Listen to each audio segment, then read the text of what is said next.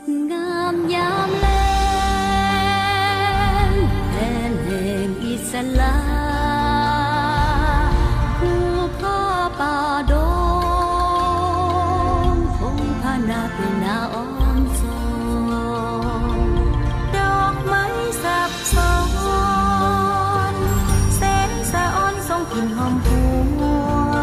นสุนสาดทั้งมวลมีสีเสรีรวมสามัคคีเป็นพี่น้องเดียวต่อสู้เดียวสร้างชีวิตใหม่เมฆมืดผ่านไปสีสดใสเข้ามาแท